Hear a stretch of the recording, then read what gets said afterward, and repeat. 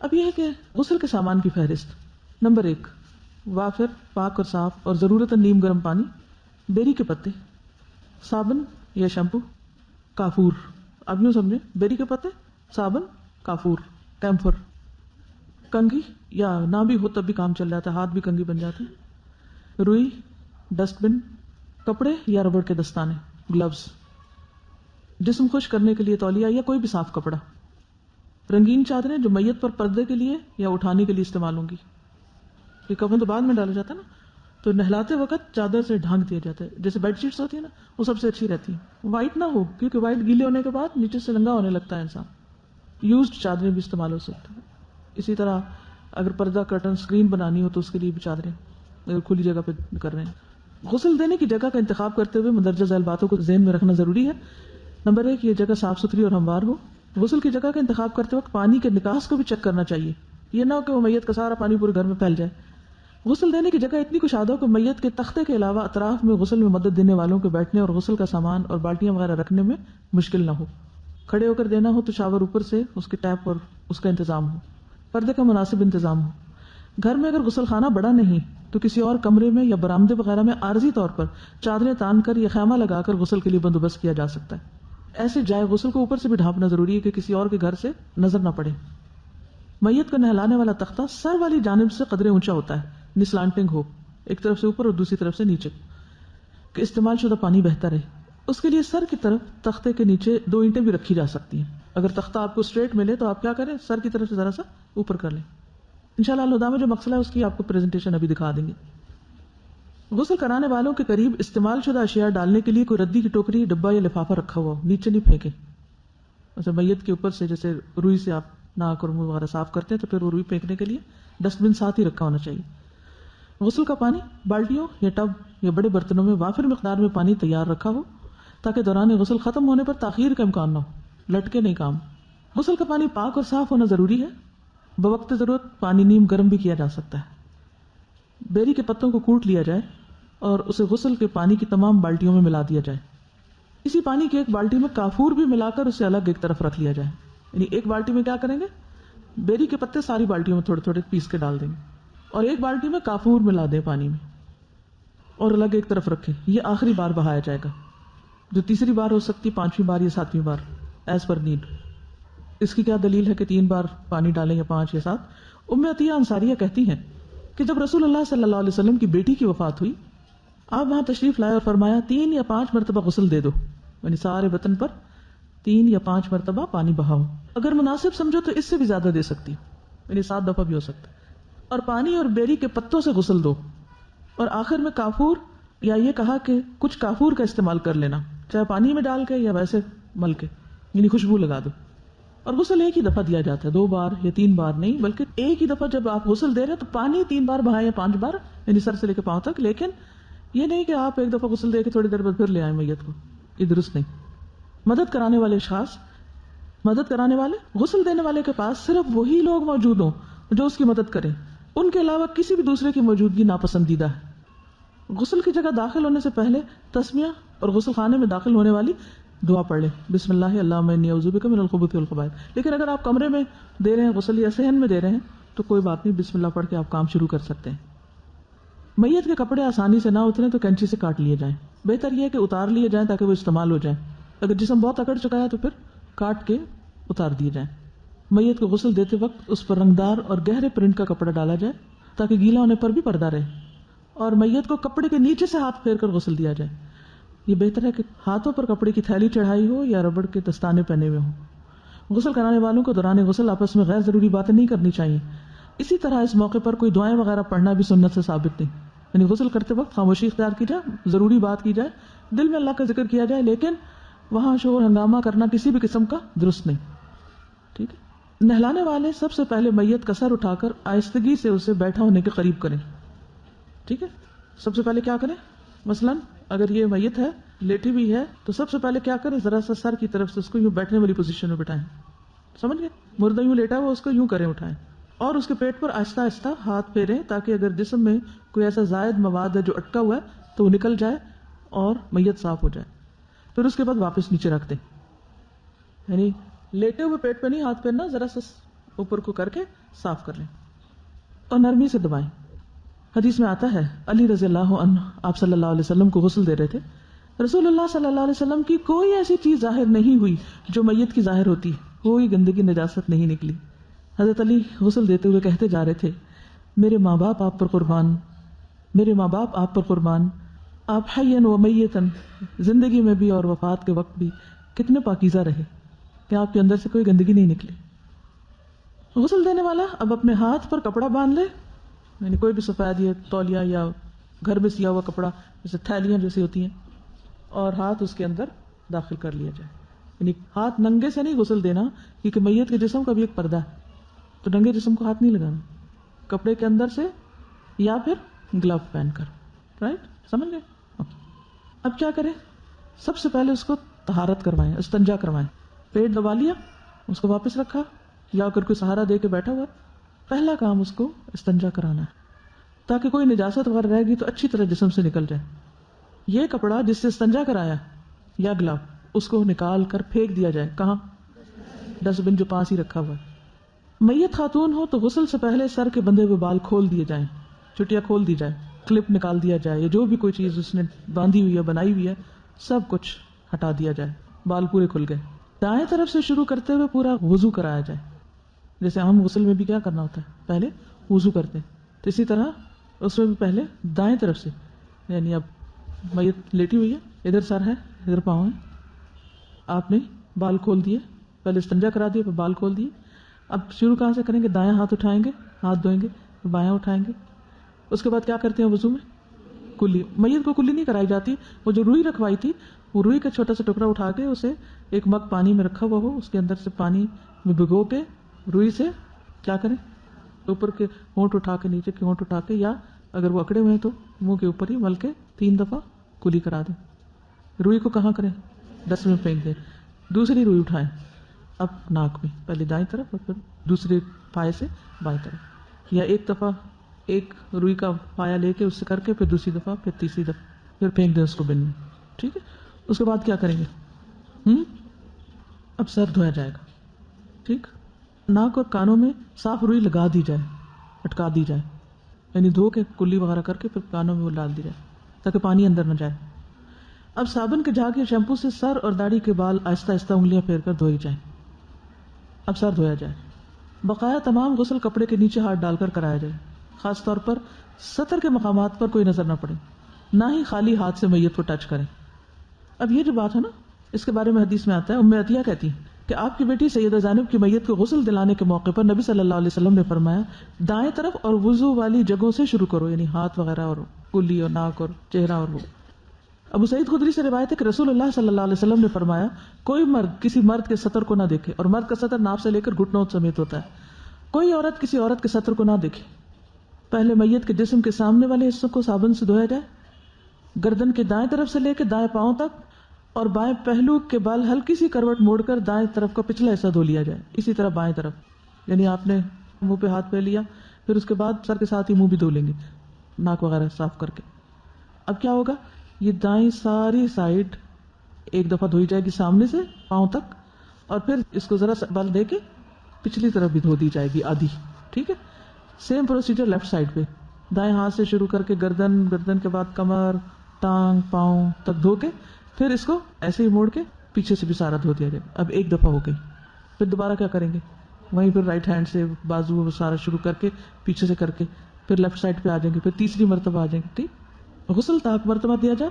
آخری بار غسل دینے کے لیے پانی میں کافور ڈالنا مسنون ہے, یعنی پہلی دفعہ دوسری دفعہ کس سے کر لیں, بیری کے پتوں والے پانی سے, اور صابن بھی بے شک لگا لیں. صابن نہ ہو کسی کے پاس تو خالی بیری کے پتے بھی کافی, کیونکہ وہ دھونے کے لیے استعمال ہوتے. اور آخری بار کافور والا پانی ڈالیں. ٹھیک ہے. یا کافور ویسے بھی لگا سکتے ہیں اگر نہیں ہے تو, اور اگر کافور نہیں ملا تو کوئی بھی خوشبو لگا سکتے ہیں. ٹھیک ہے. خاتون کی میت تو غسل کے بعد بالوں کی کنگھی کر کے 3 چوٹیاں 3 لٹیں بنا کر پیچھے کو ڈال دی جائیں, یعنی بالوں کو کیا کیا جائے, کنگھی کر لی جائے. لیکن اگر کنگھی میں مشکل ہو رہی ہے, کوئی بھی ایسا مسئلہ ہے اور کنگھی نہیں ہے کوئی, تو ہاتھوں کے ساتھ یا کسی بھی طرح سارے بال پیچھے برابر کر کے اور اس کے بعد اس کی 3 لٹیں بنا لی جائیں. ام عطیہ بیان کرتی ہیں کہ رسول اللہ صلی اللہ علیہ وسلم ہمارے پاس تشریف لائے جس وقت ہم آپ کی بیٹی سیدہ زینب کو غسل دے رہے تھے. آپ نے فرمایا 3 بار 5 بار 7 بار، مناسب سمجھو تو اس سے بھی زیادہ بار غسل دو، خوب اچھی طرح دو۔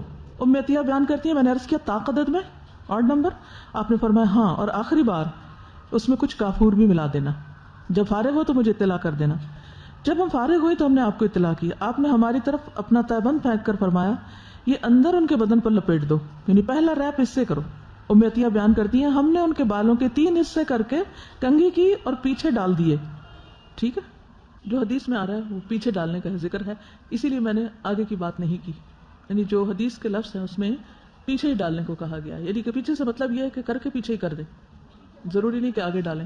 3 لٹے سے مطلب یہ ہے کہ ایک دائیں طرف ایک بائیں طرف ایک درمیان میں، یعنی کھلے بال چھوڑ دیے جائیں لیکن لٹیں اس طرح سیدھی سیدھی کر کے 3 پارٹ اس کے کرنے ہیں، کیونکہ جو حکم آیا ایسا ہی ہے۔ اگر میت کو دھویا نہ جا سکے تو تیمم کرایا جا سکتا ہے، جیسے کوئی جل جائے یا کوئی کیمیکل اس کے اوپر پڑ جائے یا پانی میں ڈوب کے مرا ہو، لاش دیر سے ملی اور بالکل ہی جسم گل رہا ہو، یا کسی حادثے میں ٹکڑے ٹکڑے ہو گیا ہو۔ یہ کہتی ہے کہ سانپ کے ڈسنے سے چھالے بن جاتے ہیں، بدن پھول جاتا ہے ایک دم زہر سے، تو ایسی صورتوں میں اگر دھونا ممکن نہ ہو کہ دھونے سے وہ جسم الگ ہونے لگے تو اس صورت میں تیمم کرا دیا جائے۔ تیمم کا طریقہ آتا ہے، وہی طریقہ کرنا ہے۔ حضرت عائشہ سے روایت ہے کہ جب صحابہ کرام نے رسول اللہ صلی اللہ علیہ وسلم کو غسل دینے کا ارادہ کیا تو آپس میں کہنے لگے اللہ کی قسم ہمیں علم نہیں کہ کیا کریں، کیا ہم آپ کے کپڑے اس طرح اتاریں جس طرح ہم اپنے مردوں کے اتارتے ہیں، یا کپڑوں سمیت ہی غسل دیں؟ جب اختلاف مزید بڑھا تو اللہ تعالیٰ نے ان سب پہ نیند طاری کر دی، حتیٰ کہ سب کی گردنیں سینوں کی طرف ڈھلک گئیں۔ پھر کسی نامعلوم آدمی کے گھر کے ایک گوشے سے غیبی آواز آئی کہ رسول اللہ صلی اللہ علیہ وسلم کو کپڑوں سمیت غسل دو، تو صحابہ کرام نے رسول اللہ صلی اللہ علیہ وسلم کو قمیص سمیت غسل دیا۔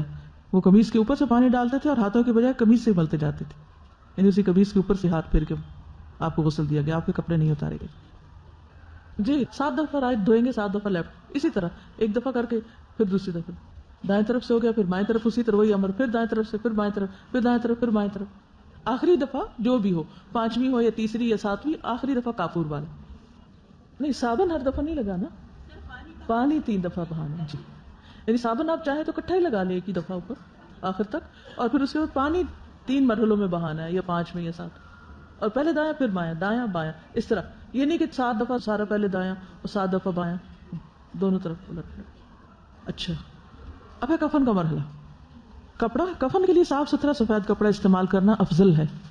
رسول اللہ صلی اللہ علیہ وسلم کا فرمان ہے سفید لباس پہنا کرو، یہ تمہارا بہترین لباس ہے اور اسی میں مردوں کو کفن دیا کرو، یعنی خصوصاً مردوں کے لیے سفید لباس پسندیدہ ہے۔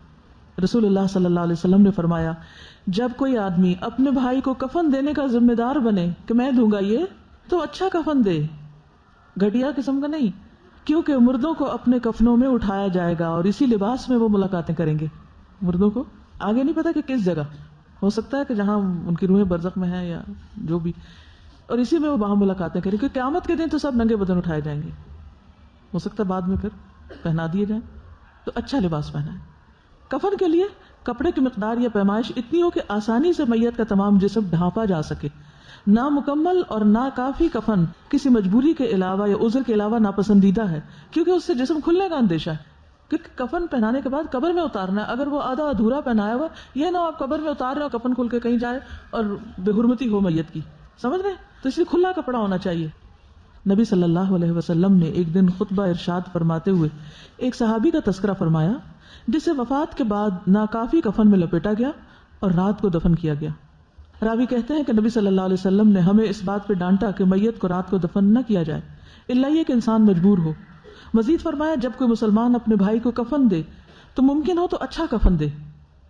اچھے کفن سے مراد یہ کہ صاف ستھرا ہو، موٹا ہو، بدن چھپانے والا ہو، اور درمیانی قسم کا ہو۔ اس سے مراد مہنگا اور نفیس کپڑا نہیں ہے، ریشمی ہو یا بہت باریزے کا کفن دینا شروع کر دیں اور اس طرح کے کام نہیں، معقول بس کپڑا ہو۔ ضروری نہیں کہ بالکل نیا کپڑا ہو، اگر دھلا ہوا ہے تو بھی اس سے دیا جا سکتا ہے۔ بعض لوگ آب زمزم میں دھوتے ہیں، اس کی کوئی حقیقت نہیں ہے، اپنی تسلی کے لیے ایسا کرتے ہیں، تو اگر اس کو پانی لگا ہوا ہو یا دھلا ہوا ہو تو بھی کوئی حرج نہیں ہے۔ حضرت عائشہ کہتی ہے کہ میں ابو بکر رضی اللہ عنہ کی خدمت میں حاضر ہوئی، یعنی جب وہ فوت ہونے والے تھے، تو انہوں نے پوچھا رسول اللہ صلی اللہ علیہ وسلم کی وفات کس دن ہوئی تھی؟ حضرت عائشہ نے جواب دیا پیر کے دن۔ انہوں نے پوچھا آج کون سا دن ہے؟ کہا آج پیر کا دن ہے، یعنی منڈے۔ ابو بکر نے کہا پھر مجھے بھی امید ہے کہ اب سے رات تک میں بھی رخصت ہو جاؤں گا۔ ہر چیز میں پیروی کرنا چاہتے تھے۔ اس کے بعد انہوں نے اپنا کپڑا دیکھا جسے مرض کے دوران میں آپ پہن رہے تھے، اس کپڑے پر زعفران کا دبا لگا ہوا تھا۔ انہوں نے فرمایا میرے اس کپڑے کو دھو لینا اور پھر اس کے ساتھ 2 اور ملا دینے، کیونکہ 3 کپڑوں میں کفن دیا جاتا ہے۔ اور مجھے اسی میں کفن دے دینا. میں نے کہا یہ تو پرانا ہے. فرمایا زندہ آدمی نئے کپڑے کا مردے کی نسبت زیادہ حقدار. یعنی اگر زندہ لوگوں کے لیے نیا کپڑا نہیں تو پرانا ان کے لیے رکھنے کے بجائے پرانا میت کو دیا جا سکتا ہے اور نیا زندہ کو دیا جا سکتا ہے. لیکن اگر زندہ کے لیے بھی نیا اور مردہ کے لیے بھی نیا ہے تو دونوں کو پھر اچھا ہی دے. اور فرمایا یہ تو تھوڑی مدت کے لیے ہوتا ہے کہ کچھ عرصے کے بعد کفن بھی گل سڑ جاتا ہے, پرانا ہو جاتا ہے, مٹی میں مل جاتا ہے. اب کفن کے اجزاء, کفن کیسا ہوتا ہے؟ کفن میں مرد اور عورت کے لیے 3 بڑی چادریں استعمال ہوتی ہیں, اور بس 3 بڑی چادریں. سیدہ عائشہ بیان کرتی ہیں رسول اللہ صلی اللہ علیہ وسلم کو 3 یمنی سفید روئی کی بنی ہوئی سہولی چادروں میں کفن دیا گیا. اس میں نہ قمیص تھی نہ پگڑی تھی, صرف چادریں تھیں. حضرت عائشہ فرماتی ہیں ہم نے نبی صلی اللہ علیہ وسلم کو یمن کی 3 نئی سفید سہولی چادروں میں کفن دیا جس میں قمیص تھی نہ امامہ, یعنی قمیص کرتا سی کا نہیں پہنایا گیا اور نہ کوئی ٹوپی اور نہ کوئی سر کا الگ کپڑا تھا, بس اسی میں لپیٹ دیا گیا. اگر ہو سکے تو ایک ہلکی دھاری دار چادر کفن میں شامل کر لی جائے. سنن نبی داؤد کی کوئی روایت انہوں نے لکھی ہے کہ جب تم میں سے کوئی فوت ہو جائے اور اگر مل سکے تو کفن میں ایک دھاری دار چادر شامل کر لی جائے. یعنی ایسا کیا جا سکتا ہے. یعنی جمنی کپڑے کے اندر دھاریاں ہوتی. ٹھیک. عورت اور مرد کے کفن کا فرق. عورت کو کفن دینے کے بارے میں سنت سے فرق کی کوئی دلیل نہیں ملتی, اور جس حدیث میں 5 کپڑوں کا ذکر ہے وہ ضعیف ہے, اس لیے عورت کو بھی مرد کی طرح ہی کفن دیا جائے گا. علامہ البانی فرماتے ہیں اس مسئلے میں عورت مرد کی طرح ہی ہے, کوئی تفریق کی دلیل نہیں.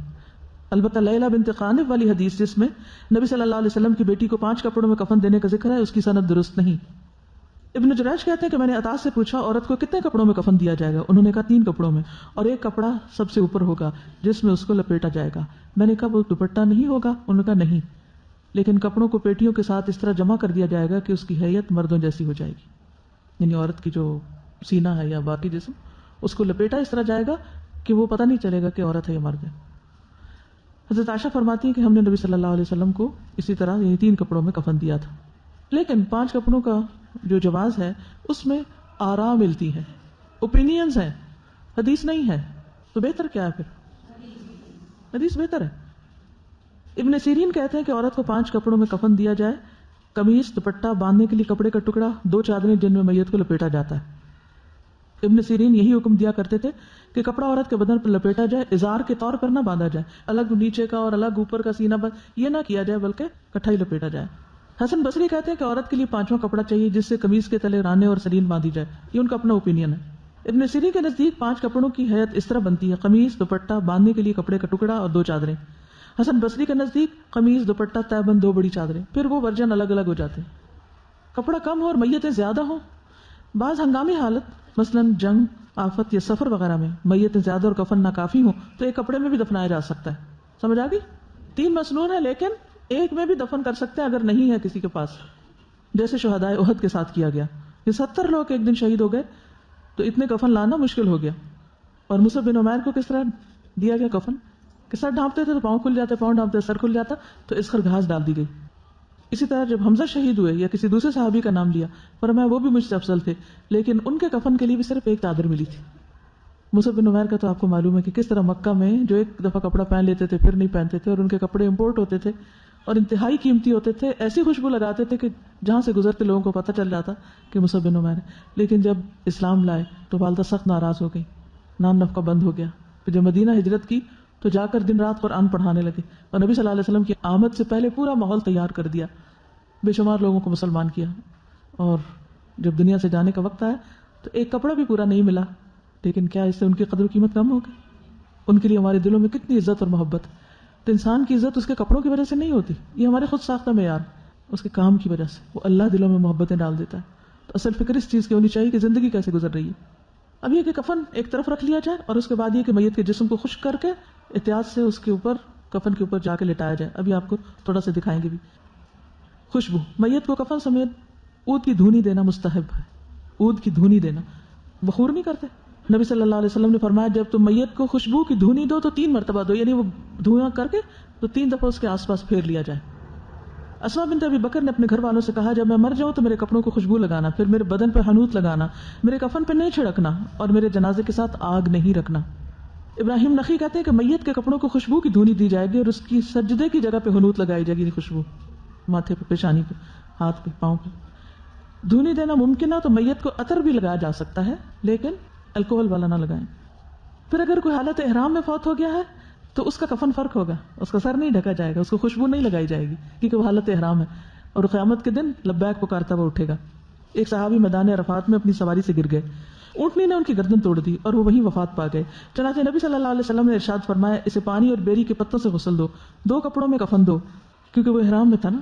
خوشبو نہ لگاؤ، نہ اس کا سر و چہرہ چھپاؤ، نہ حنوط لگاؤ، یہ قیامت کے دن تلبیہ کہتے ہوئے اٹھے گا۔ البتہ عورت کا چہرہ ڈھانپا جائے گا، احرام کی حالت میں اگر وہ فوت ہو جاتی ہے تو کفن میں ڈھانپا جائے گا تاکہ نامحرم اس کو نہ دیکھ پائیں، خواہ وہ احرام کی حالت میں۔ غسل دینے والے کے لیے خود غسل کرنا یہ مستحب اور بہتر ہے، واجب نہیں، فرض کے درجے میں نہیں۔ اسی طرح میت کو غسل دیتے وقت باوضو ہونا ضروری نہیں۔ کیا کہا میں نے؟ میت کو غسل دیتے وقت باوضو ہونا ضروری نہیں، افضل ہے، مستحب ہے، لیکن ضروری نہیں۔ بعض لوگ پوچھتے ہیں اچھا ہم پیریڈز میں ہم ہاتھ لگا دیں؟ کچھ نہیں ہوتا، لگا سکتے ہیں، شریک ہو سکتے ہیں، منع نہیں ہے۔ رسول اللہ صلی اللہ علیہ وسلم نے فرمایا جو کسی میت کو غسل دے وہ خود غسل کر لے، اور جو اس کو اٹھائے وہ وضو کر لے۔ تو یہ مستحب کے حکم میں ہے، فرض نہیں ہے۔ عبداللہ بن عمر کا قول ہے ہم میت کو غسل دیتے، پھر ہم میں سے کوئی غسل کرتا کوئی نہیں بھی کرتا تھا، ٹھیک ہے۔ پھر چند احتیاطیں، ہر لپیٹا جانے والا کپڑا قدرے مضبوطی سے لپیٹا جائے گا، اور ہر پلڑا خوب پیچھے تک کیا جائے گا تاکہ تدفین کے وقت کھل نہ جائے۔ کفن اس طرح لپیٹا جائے گا کہ دفن کرتے وقت میت محفوظ رہے۔ میت کو بستر سے غسل کے تختے تک اور غسل کے بعد کفن بچھے کھاٹ پر ڈالنے کے لیے چادر سمیت اٹھایا جائے، ایسے نہیں اٹھا لیں، یعنی چادر کے اندر اٹھائیں۔ خاتون کے میت اٹھانے میں اگر مشکل ہو، جسم بھاری ہو، تو محرم مردوں سے بھی مدد لی جا سکتی ہے، یعنی جس ڈیتھ بیڈ سے اٹھا کے تختہ غسل پر اور پھر تختہ غسل سے اٹھا کر کفن والی جگہ پر۔ غسل دلانے کے بعد اوپر والی گیلی چادر نکال لیں اور جسم خشک کرنے کا سارا عمل اوپر سے خشک چادر تان کے کیا جائے تاکہ پردہ رہے۔ پردے کا اہتمام ہر مرحلے پر۔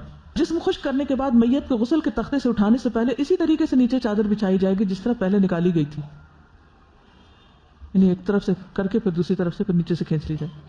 کوئی نامحرم مرد کسی عورت میت کا چہرہ نہ دیکھے، نہ ہی کوئی نامحرم عورت کسی مرد میت کا چہرہ دیکھے۔ اجنبی عورت کے چہرے اور ہاتھ کو کوئی بھی نہ دکھے۔ اب آپ کو اس وقت پریزنٹیشن انشاءاللہ دکھائیں گے جس میں مسئلہ دکھائیں گے اور آپ کو یہاں کفن ڈالنے کا طریقہ بتائیں گے ابھی انشاءاللہ۔ اس کے بعد آپ سے کلاس میں ایکٹیویٹی کرائی جائے گی، تو آپ سب کیا کریں گے، اپنے گھروں سے 3 کپڑے لے کر آئیں گے، چاہے 3 دوپٹے لے کر آئیں۔ آپ میں سے ہر ایک کو پریکٹیکلی کرنا ہے یہ کام، ٹھیک؟ یہ آپ کا ہوم ورک ہے یا کلاس ورک ہے۔ یہاں آپ کو صرف ڈیمو دکھا دیا جائے گا اور آپ کی ٹیچرز کو مزید ٹرین کر دیا جائے گا تاکہ صحیح طور پر سکھا سکیں۔ مغسلہ، یہ الہدا کا مغسلہ ہے۔ مغسلہ کہتے ہیں جس میں غسل دیا جاتا ہے۔ یہ پیچھے جو روم ہے نا، تو آپ اس کی تصویر دیکھ رہے ہیں، یہ اسٹریچر ہے جس کے اوپر میت کو لا کر رکھا جاتا ہے، جیسے گھر سے لائیں یا ایمبولینس سے اتار رہے ہیں۔ نیکسٹ، یہ ٹیبل ہے جس پر میت کو واش کیا جاتا ہے، اوپر سے آپ دیکھ رہے ہیں شاور کی طرح وہ پائپ رکھا ہوا۔ نیکسٹ، یہ کفن والا ٹیبل ہے، اس پر نہلانے کے بعد اس پہ ڈالا جاتا ہے۔ نیکسٹ، یہ ساتھ اگر کوئی بیٹھنا چاہے تو کرسیاں رکھی ہوئی ہیں، بالٹی ہے، بن ہے، مگ ہے، ٹب ہے جس میں پانی کے اندر بیری کے پتے وغیرہ ڈال کے رکھ دیے جائے پاس۔ یہ کفن کے مختلف اجزاء وغیرہ ہیں، ریکوائرڈ تھنگس، یہ ساری موجود ہیں اس میں۔ یہ آپ اوپر 2 چھوٹی چھوٹی دیکھ رہی ہیں ٹاول کے اوپر ٹکیاں، یہ ٹکیاں کافور کی ہیں۔ یہ کاٹن ہے، عام کاٹن رول جو ہوتا ہے۔ پھر اسی طرح یہ گلوز وغیرہ اکٹھے رکھے ہوئے ہیں، پھر سیزرز ہیں اگر ضرورت پڑے۔ یہ کفن پیکج ہے الہدا کا۔ پھر دعائیں بھی ہیں کفن کے اندر ہم نے رکھی ہوئی ہیں تاکہ اس وقت دوسروں کو بانٹ دی جائیں۔ لائٹ آن کریں اور چادریں بچھائیں۔ یہ تینوں چادریں اس طرح بچھا دیں گے جیسے بیڈ شیٹ بچھاتے ہیں نا، ایک بیڈ شیٹ کی بجائے 3 بیڈ شیٹس اوپر نیچے۔